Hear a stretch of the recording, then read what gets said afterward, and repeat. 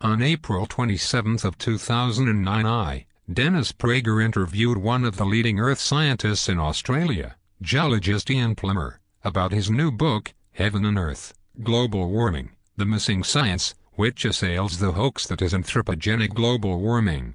Professor Plimer says many things that cut to the heart of the science and the business it has become. Here are a few minutes of the 35-minute-long interview. Consider it a teaser. Plimer: if the social sciences have been corrupted, which I believe they have entirely in the Western academic world by political agendas, there was always the belief that if there's a place where truth was dominant, it was in the natural sciences, and you're telling me that's not the case. I think the natural sciences have now been corrupted. I think they've been totally politicized. I think the natural sciences now are driven by two groups. One group who go outdoors, collect the new evidence, who try to integrate a new interdisciplinary science, to try to understand how the planet works.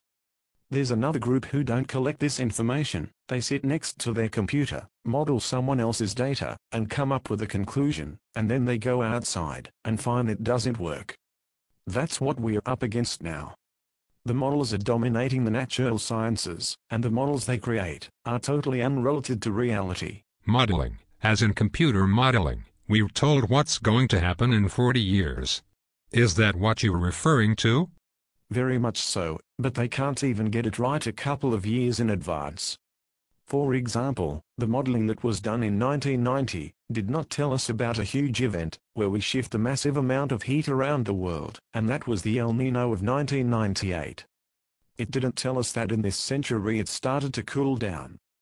Just after a few years those models were absolutely and totally wrong. So what hope have they got at predicting what might be happening in 30 or 50 years' time? I was just reading the other day. You make the point that we have had just as much time, in the geologic time that you measure. We have had half the time with ice caps in the Arctic and half the time without them. The figure is a bit less than that. It's about 20% of the time we've had ice.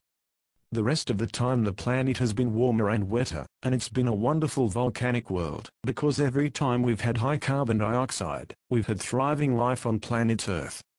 It's when we have low carbon dioxide content, and that's as it is today in geological history, that we have life that seems to struggle a little bit. So let me get this straight, for my layman's brain. You're telling me that 80% of recorded time, or of time that we can, not record, but measure, of Earth's history, 80% of the time there was no ice in the Arctic? That's correct.